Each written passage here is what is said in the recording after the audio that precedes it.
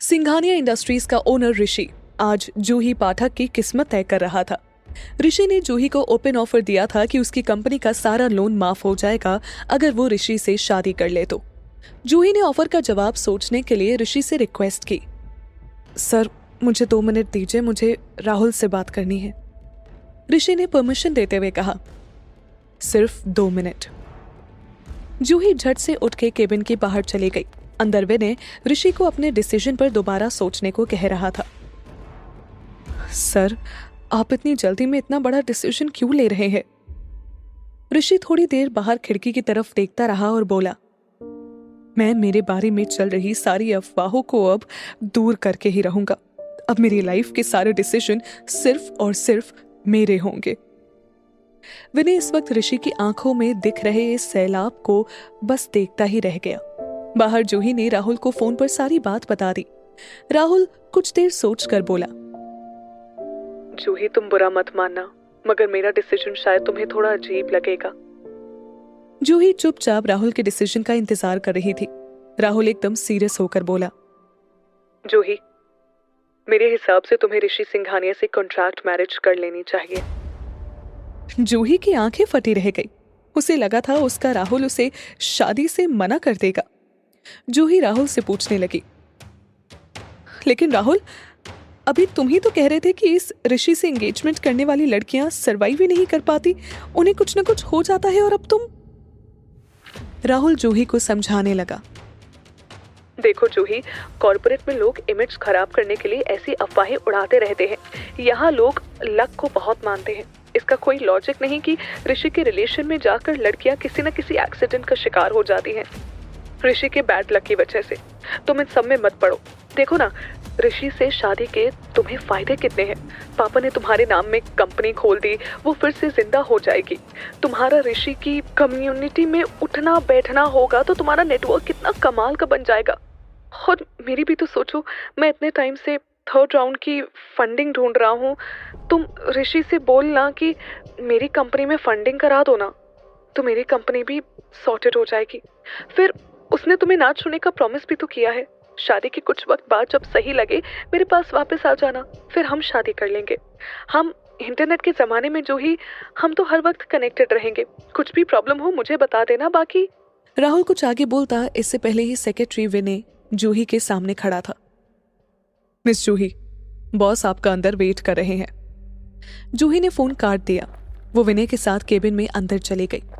ऋषि ने जूही की तरफ देखे बिना ही उससे कहा, तो क्या हुआ डिसीजन तुम्हारा? जूही की आंखों में आंसू थे। उसे समझ नहीं आ रहा था वो क्या कहे। वो हिचकिचाते हुए बोली, मैं तैयार हूं, पर मेरी भी एक शर्त है। ऋषि ने उसकी तरफ पलट कर पूछा, कैसी शर्त? जूही ने डरते हुए ऋषि के सामने शर्त रख दी। मेरे बॉयफ्रेंड राहुल को उसकी कंपनी में फंडिंग की जरूरत है। आप मेरे फादर की कंपनी का लोन माफ करने के साथ साथ उसकी कंपनी में भी इन्वेस्टमेंट। जूही अपनी बात पूरी कर पाती उससे पहले ही ऋषि ने हाथ दिखाकर उसे रोक दिया। मुझे मंजूर है। उनके बगल में खड़ा विनय फिर सरप्राइज था। उसने मन ही मन कहा, आज बॉस ये कैसे डिसीजन ले रहे हैं। ऋषि सिंघानिया ने जूही को पूरी तरह नजरअंदाज करते हुए कहा, तुम्हारे फादर के लोन माफ करने और तुम्हारे बॉयफ्रेंड के इन्वेस्टमेंट के लिए पेपर रेडी हो जाएंगे। अभी तुम्हें बस इस छोटे से लेटर ऑफ इंटरेस्ट पर साइन करना होगा। फाइनल एग्रीमेंट हम शादी के दिन साइन करेंगे। तभी प्रिंटर से आवाज आई और एक पेज बाहर आ गया। विनय ने पेपर लाकर जूही के सामने टेबल पर रख दिया। अब ऋषि से शादी करना जूही की मजबूरी बन गई थी।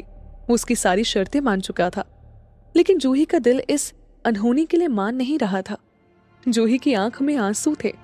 उसके हाथ कांप रहे थे। उसे कुछ समझ नहीं आ रहा था कि क्या करे। उसे ये डर भी था कि कहीं ऋषि से शादी के बाद उसका भी वही अंजाम तो नहीं होगा जो बाकी लड़कियों का हुआ। जूही शायद अपने डेथ एग्रीमेंट पर साइन कर रही थी। जूही रोते हुए ऋषि से बोली, ठीक है, मैं साइन करने के लिए तैयार हूँ। ऋषि का असिस्टेंट विनय आगे बढ़ के जूही को पेन देने लगा। जूही को खोया हुआ देख ऋषि बेसब्री से बड़े ही रूखे हुए अंदाज में बोला, साइन प्लीज। ऋषि की आवाज सुनकर जूही अपने ख्यालों से बाहर आई और ऋषि को जवाब में बस हाँ में सर हिलाकर फिर वो उस पेपर को देखने लगी। ऋषि के सब्र का बांध अब टूट रहा था। ऋषि का असिस्टेंट विनय अपने बॉस को अच्छे से समझता था, इसीलिए उसने जूही को जल्दी साइन करने के लिए कहा। मैडम, इससे पहले कि सर को गुस्सा आ जाए और वो आपका लोन माफ करना कैंसिल करते, साइन कर दीजिए। ज्यादा सोच कर भी अब कोई फायदा नहीं। जूही ने अपने आंसू पोंछे और साइन कर दिए। साइन करते ही अपने होने वाले हस्बैंड को उसने नजर उठाकर देखा। देखने में ऋषि किसी से कम नहीं था, पर जूही का सच्चा प्यार राहुल था। वही राहुल जो इस डील के लिए जूही के ऋषि से शादी करने के इस डिसीजन को सही बता रहा था। ऋषि और जूही एक दूसरे को देख तो रहे थे, मानो एक दूसरे को पढ़ने की कोशिश कर रहे हो, पर ऋषि की आंखों में तो कोई जज्बात ही नहीं थे। वो एक कोल्ड पोकर फेस की परफेक्ट डेफिनेशन था। आज की इस कॉन्ट्रैक्ट मैरिज का यही पर्पस था। इस डील से राहुल को उसके बिजनेस के लिए इन्वेस्टमेंट मिल जाएगी और जूही अपने हक के करीब पहुंच सकेगी। पर लोग कहते हैं कि ऋषि पर कोई श्राप है, इसी वजह से उसकी पार्टनर्स के साथ ऐसा होता है। जूही भी ये बात अच्छे से जानती थी। वो सोच रही थी, मुझे आज से हर कदम फूंक फूंक कर रखना होगा, नहीं तो हो सकता है मेरा हाल भी बाकी लड़कियों जैसा हो। जूही डील साइन करके बस वहां से भाग जाना चाहती थी, कहीं दूर, मानो भागने से वो अपनी किस्मत से भाग सकेगी, इन सब से दूर, अपने राहुल के पास। अचानक जूही ने पेन उठाया और चुपचाप साइन कर दिए। ऋषि ने वो पेपर उठाकर जूही के साइन देखे। विनय ने जूही से पेन ले लिया। जूही इस वक्त राहुल की बाहों में होना चाहती थी। वो उससे सवाल करना चाहती थी, राहुल, तुम कैसे इतनी आसानी से मुझे किसी और का होने दे सकते हो? पर अभी जूही जहां राहुल से जवाब चाहती थी, वहीं राहुल का इतना प्रैक्टिकल आंसर जूही के दिल में चुभ रहा था। अचानक जूही ने फैसला किया कि इस वक्त वो राहुल को फेस नहीं करेगी। वो अभी अकेले रहना चाहती थी। उसने राहुल को मैसेज कर दिया, राहुल, मैं तुमसे मिलने कल आऊंगी, अभी मैं पापा के पास जा रही हूँ। जूही को उम्मीद थी कि इस बार तो राहुल उसे अपने पास आने के लिए बुलाएगा, अपनी बात समझाएगा, माफी मांगेगा, पर ऐसा कुछ नहीं हुआ। राहुल का बस एक छोटा सा मैसेज आया, ओके। यही सब सोचते सोचते जब जूही बिल्डिंग से बाहर निकली और वो टैक्सी करने के लिए आगे बढ़ी थी कि बिन मौसम बरसात ने उसका रास्ता रोक दिया। उसने मैप में देखा तो हॉस्पिटल के रास्ते में बहुत ज्यादा ट्रैफिक था। उसने टैक्सी वाले भैया को राहुल का एड्रेस दे दिया। टैक्सी में बैठी बैठी जूही आज के दिन के बारे में सोच रही थी। वो कहीं खो से गई। तभी ब्रेक की वजह से टैक्सी के टायर स्क्रैच हुए और जूही राहुल के अपार्टमेंट सामने पहुंच चुकी थी। वो टैक्सी वाले को पैसे देकर झट से अपार्टमेंट के अंदर जाने लगी। ये अपार्टमेंट जूही और राहुल ने मिलकर सजाया था। उसने राहुल के घर की चाबी अपने पर्स से निकाली और सीधा अंदर चली गई। राहुल ने जब ये चाबियां उसे दी थी, उसने कहा था, आज से जो मेरा है वो सब तुम्हारा भी है। उसने राहुल को सरप्राइज करने के लिए धीरे से दरवाजा खोला और दबे पांव अपने बेडरूम की तरफ बढ़ने लगी। बेडरूम के अंदर से उसे अजीब सी आवाज सुनाई दी। एक लड़की गहरी गहरी सांसें ले रही थी। जूही वर्जिन थी। वो रिलेशनशिप में होते हुए भी कभी राहुल के साथ फिजिकल नहीं हुई थी, पर यह आवाजें राहुल को लेकर उसे कुछ अलग ही कहानी बयां कर रही थी। जूही का दिल बैठा जा रहा था, धड़कनें तेज हो रही थी। उसने खुद को संभालते हुए बेडरूम का दरवाजा हल्का सा खोला। जो नजारा उसके सामने था वो खुद पर यकीन नहीं कर पाई। उसने दीवार से टिककर खुद को किसी तरह खड़ा रखा। उसकी जिंदगी का आखिरी सहारा भी उसे उसके सामने धोखा दे रहा था। पूरा कमरा इस धोखे की दास्तां बयां कर रहा था। जमीन पर बिखरे हुए कपड़े, चादरें और बिस्तर पर लिपटे हुए दो जिस्म, उनकी गहरी सांसें और एक दूसरे को और ज्यादा ताकत लगाने के लिए उकसाते हुए लफ्ज, ये सब जूही के कानों में पिघलते हुए शीशे जैसा दर्द पैदा कर रहे थे। जूही का दिमाग सुन्न हो चुका था। तभी राहुल के साथ वाली लड़की ने राहुल से जूही के बारे में पूछा, तो राहुल उस लड़की के ऊपर से हट गया। वो झल्ला उठा, उसका नाम मत लो, आई हेट हर। बस ये डील पूरी हो जाए तो उससे पीछा छूट जाएगा हमेशा हमेशा के लिए। राहुल की ये बातें सुनकर तो जूही को अपने कानों पर यकीन ही नहीं हुआ। वो राहुल जो उससे प्यार के बड़े बड़े दावे करता था, आज कह रहा था कि उससे नफरत करता है। जूही ने अपने मुंह पर हाथ रख लिया ताकि उसकी आवाज राहुल तक ना पहुंच जाए। वो दीवार से टिक कर सिसक सिसक कर रोने लगी। उसे अपनी जिंदगी और भी बेईमान लगने लगी।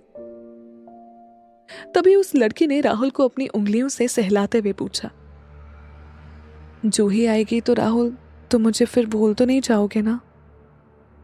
राहुल ने उसे बड़े प्यार से देखते हुए कहा, क्या कह रही हो डार्लिंग? ये डील हो जाए बस, इसका फायदा तुम्हें भी तो मिलेगा। फंडिंग के बाद देखना तो मेरा जलवा, एक नया घर लेंगे हम। राहुल की ऐसी बातें जूही को अंदर ही अंदर तोड़ रही थी। उसके जहन में सवाल आ रहे थे कि राहुल और उसके बीच का प्यार क्या कभी एक पल के लिए भी सच्चा था? जूही की हिम्मत नहीं थी कि अंदर जाकर वो उस लड़की का चेहरा देखे और उसे उसके राहुल से अलग कर दे। पर ये राहुल अब उसका नहीं रहा था। जूही बस दरवाजे पे खड़ी अपनी जिंदगी से सवाल कर रही थी। बिस्तर वाली लड़की ने राहुल से पूछा, अगर जूही को हमारे बारे में पता चल गया तो? इस पर राहुल बड़े यकीन से बोला, बताया ना यार, वो आज डील साइन करने गई है, कल ही आएगी। मैंने उसे अपनी मुट्ठी में कर रखा है। You don't worry at all. Rahul की इस बात पर जूही सोच में पड़ गई। क्या किसी पर खुद से ज्यादा यकीन करना इतना बड़ा गुनाह है? भगवान, तू इसकी ये सजा दे रहा है मुझे। जूही को अपनी पूरी जिंदगी एक बेबुनियाद, झूठा और धोखेबाज सवाल लगने लगी। तभी बिस्तर पर लेटी लड़की की नजर दरवाजे के पास खड़ी जूही पर पड़ी। उसकी आंखें फटी की फटी रह गई। वो चौंक कर बोली, जूही?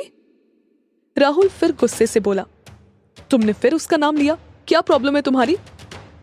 राहुल की आंखें इस वक्त किसी लालची भेड़िए से कम नहीं थी, पर अभी लड़की का ध्यान राहुल पर ना होकर दरवाजे पर खड़ी जूही पर था। लड़की फिर राहुल से बोली, जूही बाहर दरवाजे पर खड़ी है। राहुल लड़की की बात सुनकर हंसने लगा। वो उठकर दरवाजे की तरफ जाते हुए बोला, तुम्हें मजाक करने के लिए यही वक्त मिला है? अपना सब कुछ गंवा देने के बाद क्यों आएगी वो यहाँ? अब वैसे भी वो मेरे किस काम की? देखना, जब वो मुझे मिलेगी तो कैसे पट्टी पढ़ाऊंगा मैं उसे।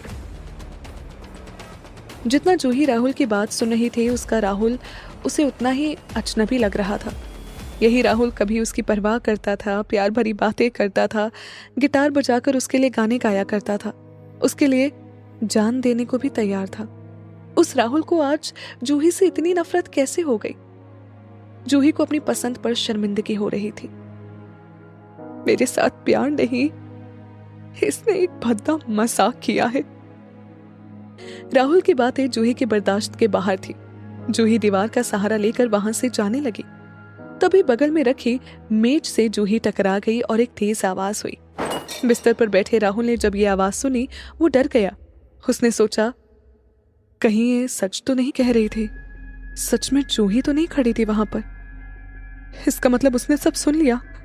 ओह माय गॉड, अब मैं क्या करूं? इतना सोचकर राहुल बिस्तर पर लेटी लड़की को अकेला छोड़कर दरवाजे की ओर भागा। क्या राहुल जूही को रोक लेगा? क्या इतना सब कुछ देखने के बाद जूही राहुल को माफ कर देगी?